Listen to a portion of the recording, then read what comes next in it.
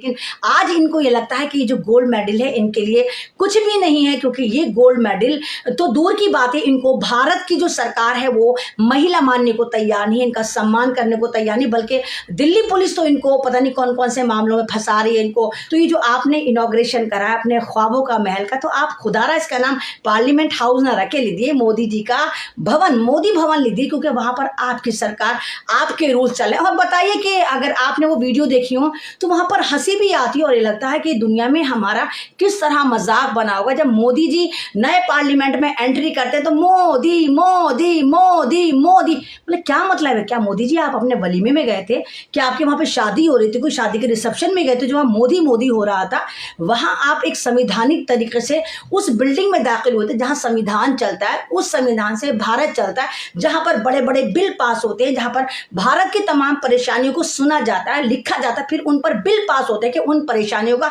किस तरह समाधान करा जाए। और कमाल की बात यह कि आपने द्रौपदी मुर्मू जो हमारी प्रेसिडेंट ऑफ इंडिया, उनको नहीं बुलाया, लेकिन उनका लिखा हुआ बयान जो आप खुद ही लिखवा के लेकर आएंगे पढ़ दिया। तो मतलब जहां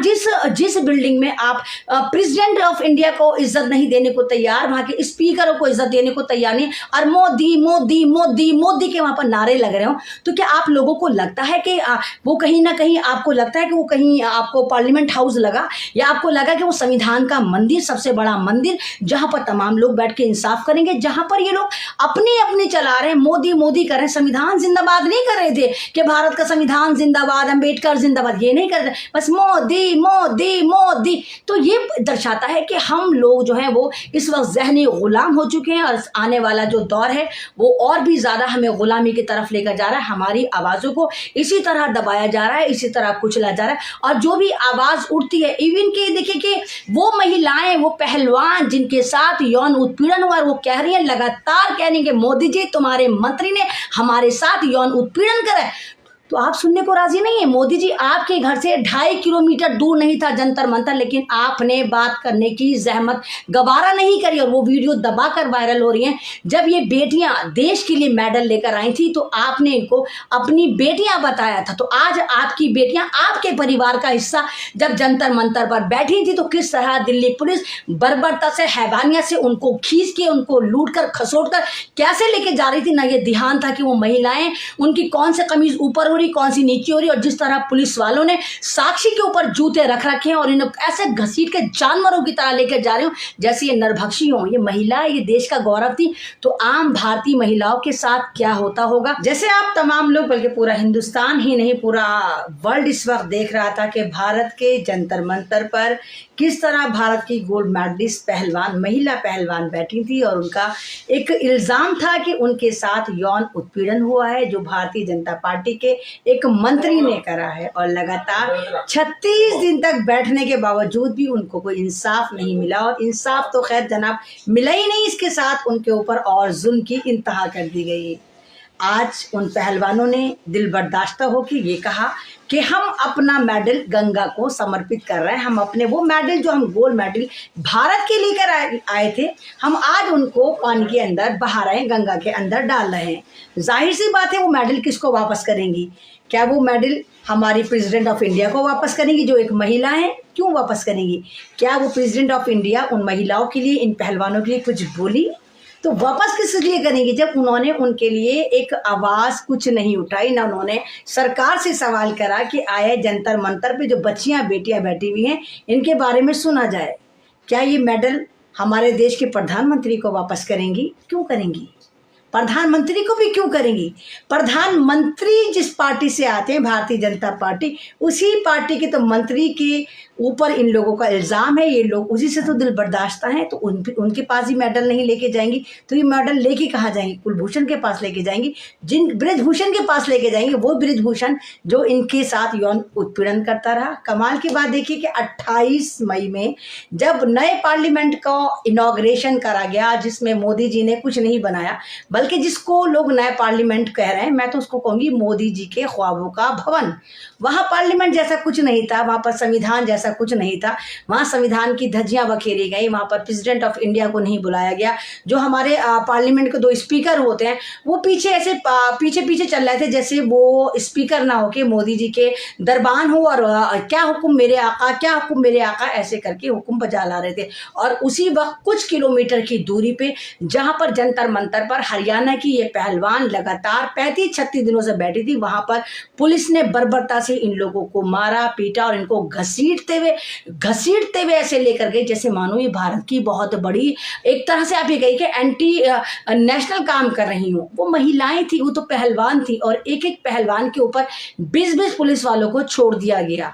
और छोड़ने के बाद यही नहीं हुआ, बल्कि मैंने तो ऐसा देखा कि साक्षी जो हैं उनके मुंह पर तो एक पुलिस वाले ने बाकायदा पूरे उनके मुंह पर जूता रख रखा था, उनके मुंह को जूते से कवर कर रखा था। तो क्या आपको लगता है कि कोई आम महिलाएं नहीं थी, उनके साथ इतनी हैवानियत होनी चाहिए थी? और कमाल की बात उससे भी ज्यादा यह है कि 7 घंटे के अंदर भारतीय जनता पार्टी के नक्शे कदम पे चलती हुई हमारी दिल्ली पुलिस ने इन हमारी महिलाओं के ऊपर, इन पहलवानों के ऊपर, इन भारत के गौरवों के ऊपर एक मुकदमा लगा दिया कि ये भारत विरोधी काम कर रही थी। तो भारत विरोधी काम क्या कर रही थी? मतलब ऐसा कौन सा काम था कि उन्होंने कोई पब्लिक प्रॉपर्टी डैमेज करी हो, कोई नुकसान पहुंचाया हो, पुलिस वालों पे हाथ छोड़ा हो? तो अब इन तमाम चीजों से दिल बर्दाश्त होके, परेशान होके इन महिलाओं ने कहा, और लगातार ऐसी आवाज बीजेपी से उठ भी रही थी कि तुम्हें इतनी प्रॉब्लम तो मेडल लौटा क्यों नहीं देती। आज इन्होंने डिसाइड करा है कि ये वाले मेडल ये गंगा में फेंक आएंगी, क्योंकि गंगा पे का सब सम्मान करते हैं और ये भारत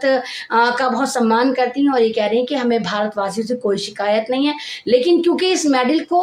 लौटाने के लिए कोई भी एक महफूज हाथ नहीं है जो हमारा समर्थन करता या हमारी सुनता, तो कम से कम ये मेडल हम किसी ना तो राष्ट्रपति को लौटाएंगे, ना हम प्रधानमंत्री को लौटाएंगे, ना खेल मंत्री को लौटाएंगे, क्योंकि हमें तो इन लोगों से शिकायत है। तो इस मेडल को हम वहाँ लौटाएंगे जिनकी हम सबसे ज़्यादा हम आस्था रखते हैं दिल में, गंगा मैया को हम गंगा मानते हैं, माँ मानते हैं। तो हम ये मेडल गंगा में जाकर फेंक कर आ जाएंगे या वहाँ पर जाकर बहा कर आ जाएंगे। आपको शायद याद हो, बहुत सारे लोग ऐसे हैं कि अगर वो अमेरिका को जानते हो, अमेरिका के बारे में कभी स्टडी करी हो, अमेरिका में एक क्लासिकली एक मुक्केबाज, एक बॉक्सर थे मोहम्मद अली, बाद में उन्होंने अपना नाम रखा था। तो वो ब्लैकिश थे, और जिस तरह अमेरिका में रेसिज्म है कि काला है तो तू गोरा है, तो उन्होंने गोल्ड मेडल हासिल करा था बॉक्सिंग में, लेकिन उनका कोई सम्मान नहीं हो रहा था। वो बहुत ज़्यादा परेशान थे। उस वक्त वो कैथोलिक थे, तो उनका नाम क्लासिक क्ले था, और ये चैप्टर 12 क्लास में NCERT में मैंने पढ़ा था। तो जब वो बहुत ज़्यादा दिल बर्दाश्ता हो गए, वो तमाम मेडल्स उन्होंने अपनी ज़िंदगी में जीते थे, बॉक्सिंग में जीते थे, वो जाकर जमुना में, उसमें सॉरी समुद्र में फेंक कर आ जाते हैं और कहते हैं इन मेडलों का मुझे क्या फ़ायदा जब ये मेडल मुझे सम्मान ही नहीं दिला पाए, और आज भी मुझे लोग काला है, श्वेत है कह के ललकारते हैं और नकारते हैं। उसके बाद उन्होंने अपना धर्म परिवर्तन करा और उन्होंने इस्लाम कबूल कर लिया, और इसके बाद उन्होंने अपना नाम मोहम्मद अली रखा। तो ऐसी ही स्टोरी मुझे यहाँ पर नज़र आ रही है कि जिस तरह इन लोगों को सम्मान मिलना चाहिए था, जिस तरह इनको अपमानित करा गया इन 35-36 दिनों में। मोदी जी जब ये मेडल लेकर आई थी, इनको बुलाकर बैठे थे और ये कहा था कि तुम हमारी बेटियां हो, और एक मेडल लाने के लिए आपको पता है कि इंसान सारी जिंदगी झोंक देता है। वो मेडल इनका ख्वाब था।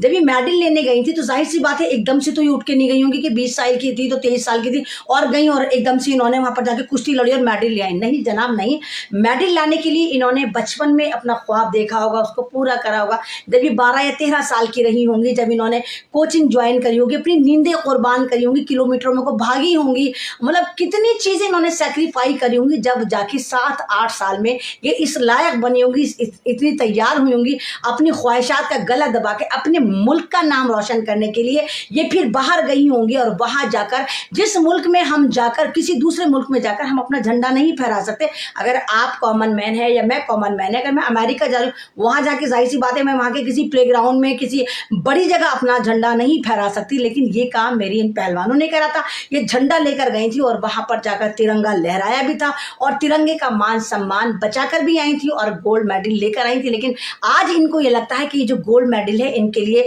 कुछ भी नहीं है, क्योंकि ये गोल्ड मेडल तो दूर की बात है, इनको भारत की जो सरकार है वो महिला मानने को तैयार नहीं है, इनका सम्मान करने को तैयार नहीं, बल्कि दिल्ली पुलिस तो इनको पता नहीं कौन कौन से मामलों में फंसा रही है, इनको उल्टी उल्टी-सीधी गतिविधियों में फँसा रही। तो ये वो महिलाएँ हैं कि जिन पर हाथ रखा है और अब ये इतनी गुस्से में भी हैं या इतनी मायूस भी हैं। जिस तरह ये कह रही थी कि मोदी जी आपको नया भारत मुबारक हो, तो मुझे ऐसा लगता है कि कहीं न कहीं एक बड़ा प्रोटेस्ट फिर तैयार है। और जिस तरह किसानों के साथ-साथ भारत के वो तमाम बुद्धिजीवी वो जो बहू वाले हैं, बेटियों वाले हैं, माँ वाले, वो तमाम के तमाम इन लड़कियों के साथ, इन पहलवानों के साथ हैं।